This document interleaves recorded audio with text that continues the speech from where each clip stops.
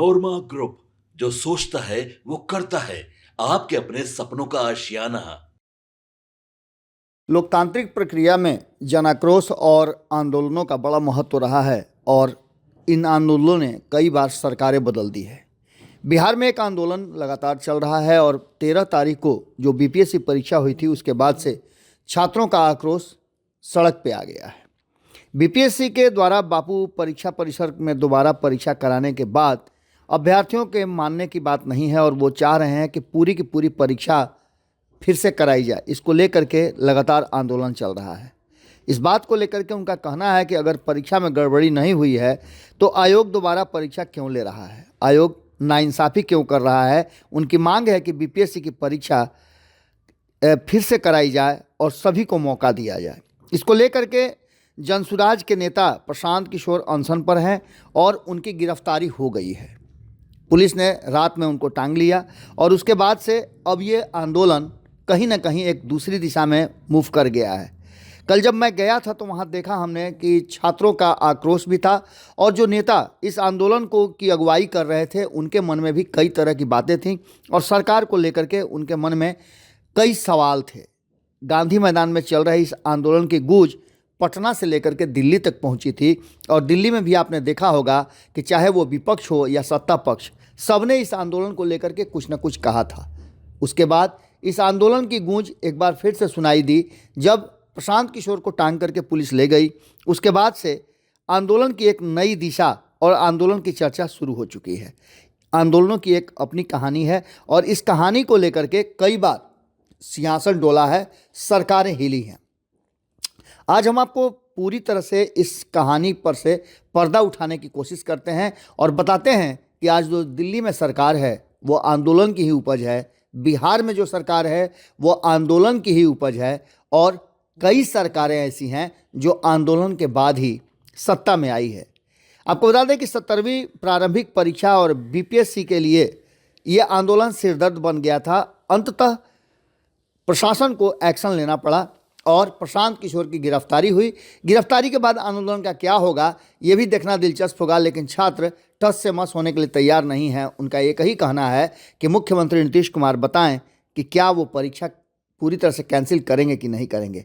हालांकि जो रद्द परीक्षा थी, जिस सेंटर की परीक्षा रद्द हुई थी उसकी परीक्षा हो चुकी है, लेकिन अब हम आपको बताते हैं कि इस तरह के आंदोलन, खास करके छात्र आंदोलन की शुरुआत बिहार से ही हुई है और जिन आंदोलनों में बिहार की भूमिका रही है उन आंदोलन का क्या हश्र हुआ है, क्या उस आंदोलन से निकल करके आया है, ये सारी बातें हम आपको सिलसिलेवार ढंग से बताते हैं। साल 1906 में छात्र यूनियन की स्थापना और आज़ादी की लड़ाई में योगदान से शुरुआत हुई थी।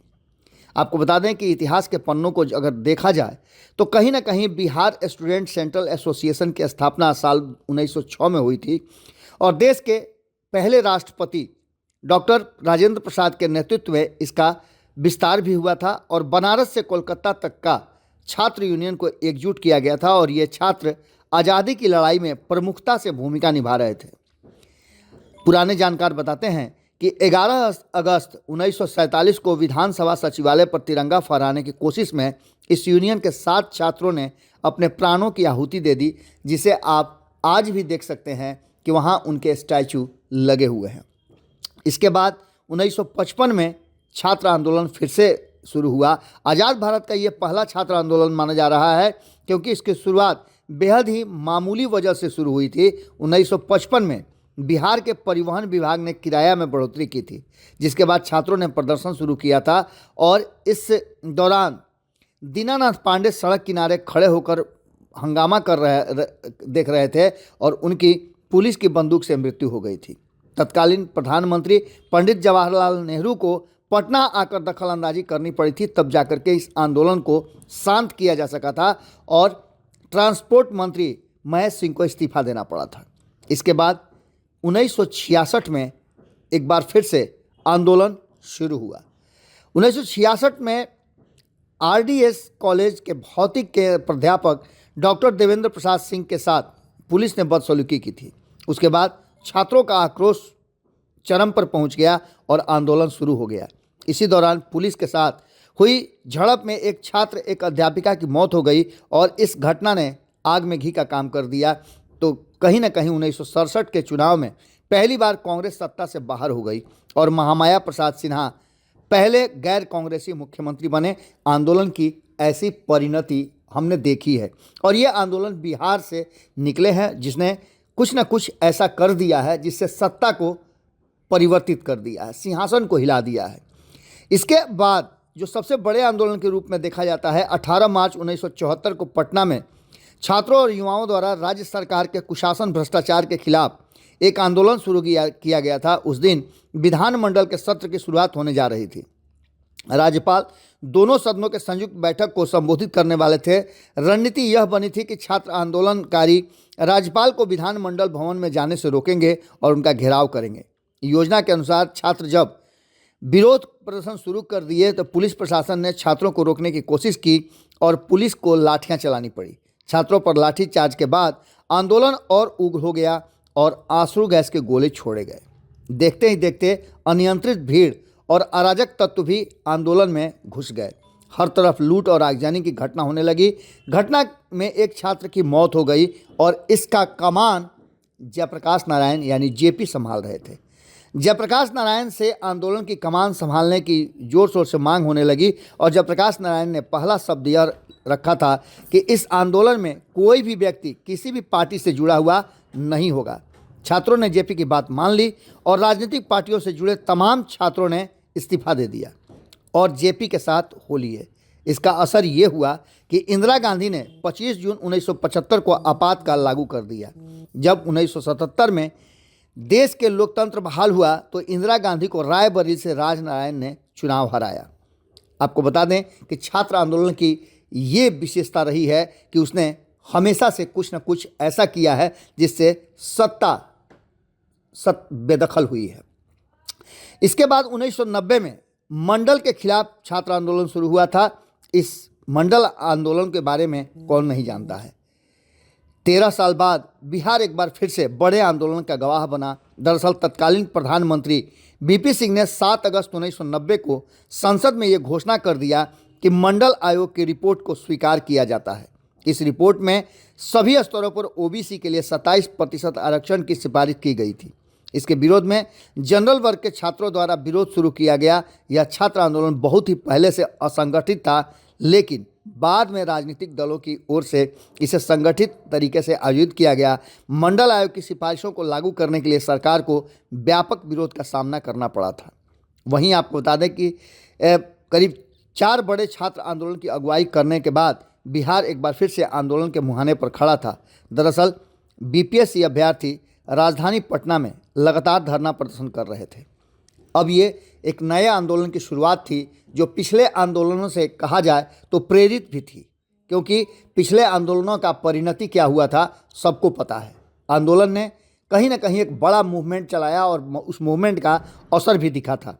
छात्र जब सड़क पर उतरते हैं, आंदोलन करते हैं, तो सरकारों को सोचने के लिए मजबूर होना पड़ता है और हिलती हैं।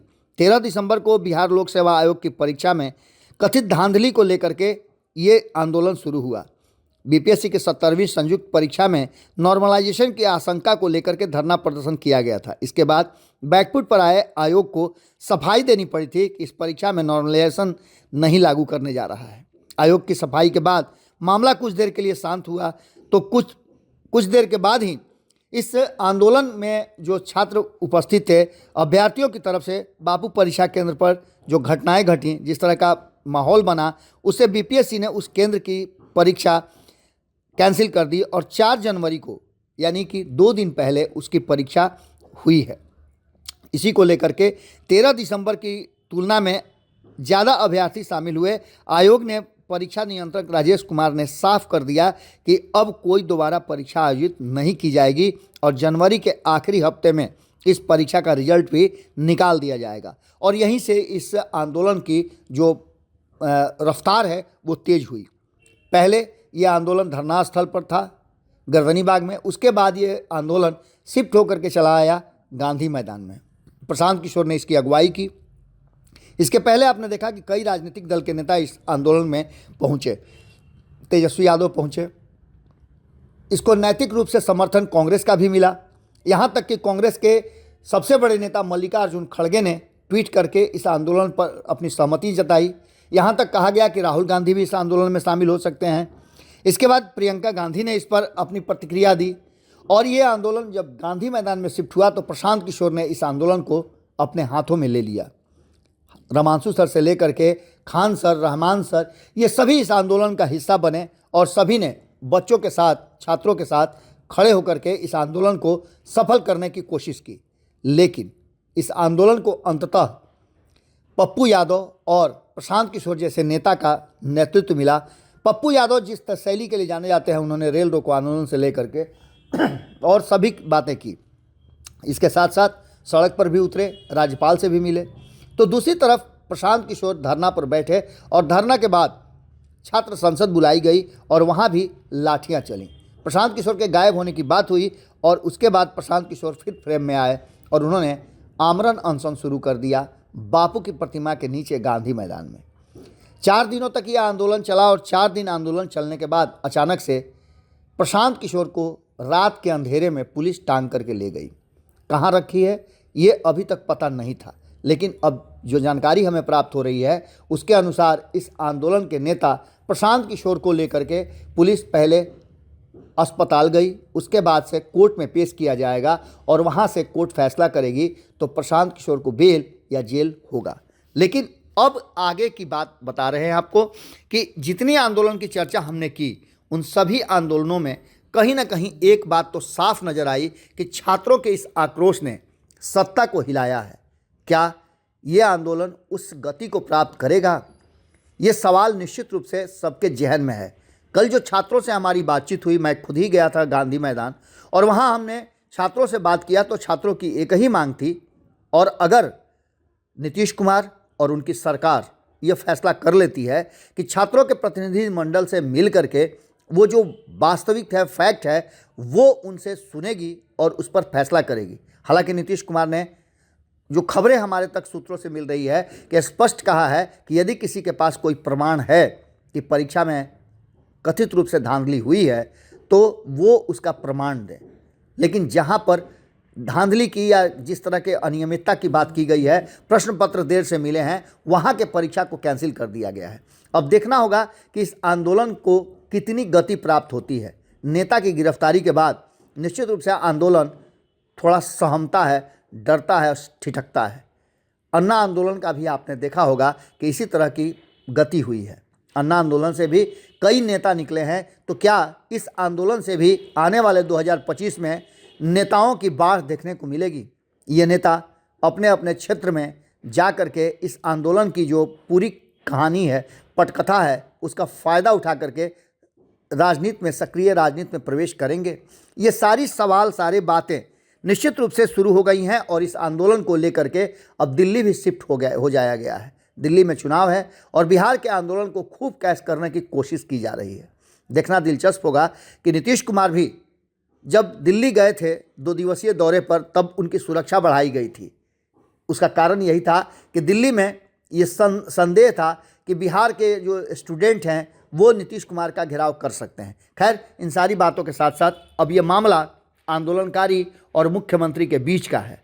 देखना होगा कि मुख्यमंत्री जो खुद आंदोलन से निकले हैं वो इस आंदोलन में किस तरह की भूमिका निभाते हैं और क्या फैसला करते हैं। नीतीश कुमार पर सबकी निगाह टिकी हुई है और दूसरी तरफ आंदोलन के नेता की गिरफ्तारी के बाद आंदोलन पर भी सबकी नज़र है। देखना होगा कि ये आंदोलन, जो कि छात्र आंदोलन के रूप में एक फिर से स्थान ले चुका है, काफ़ी संख्या में छात्र जुड़े हुए हैं, ये किस दिशा को प्राप्त करता है और इसका असर क्या होता है।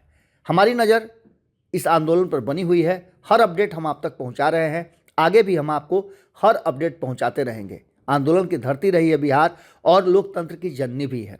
ऐसे में नीतीश कुमार के फैसले पर सब कुछ टिका हुआ है। क्या होता है, देखना दिलचस्प होगा। आपके सपनों को हमने सजाया है, ई होम्स पैनोरमा को हमने बनाया है। ई होम्स मेरा एक सपना था जिस पे मैं पिछले 4 साल से काम कर रहा था। हमने जो बनाया है वो सबने है माना। ई होम्स पैनोरमा में हो आपका भी आशियाना। और फाइनली हमने 2021 में इस प्रोजेक्ट को लॉन्च किया। बहुत लोग अप्रिशिएट कर रहे हैं कि पूर्णिया जैसे शहर में बिहार के, एक तो बिहार की बात करें, उसमें भी पूर्णिया जैसे छोटे जगह में इस तरह का लाइफस्टाइल देना, ये सुन के हम लोगों को बहुत अच्छा लगता है। ई होम्स में हमने कुछ और भी किया है, जैसे हम जिस जगह में रह रहे हैं हमारे फैमिली सिक्योर हो, उनको सिक्योरिटी का ध्यान में रखा है। आपकी सुविधा और सुरक्षा आपके लिए खास है, ये आपका विश्वास है। इसमें आर्टिफिशियल इंटेलिजेंस का 7 लेयर सिक्योरिटी का हमने इस्तेमाल किया है। लस ग्रीन कैंपस को बनाया है, यदि हमारा बाउंड्री वाल है तो वो वर्टिकल गार्डन है।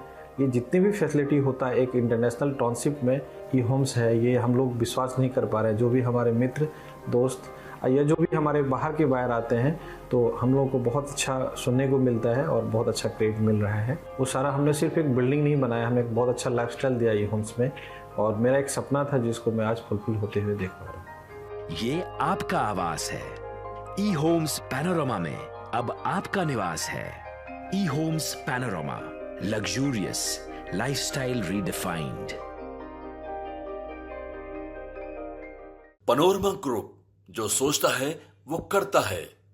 अगर ये वीडियो पसंद आई और वह बिहार के राजनीति और बिहारियत से सरोकार रखेनी तो सब्सक्राइब बटन दबा के चैनल के सब्सक्राइब कर ली। ओजे एगो घंटी बा, ओकरा बटन दबा देला से कुल सटीक और मारक खबर रुआ मुफ्त में मिल जाई। अगर रुआ पत्रकारिता के हमनी के नया प्रयोग में सहयोग कर चाहतानी तो ज्वाइन बटन दबा दी। पेटीएम नंबर नोट कर ली 9386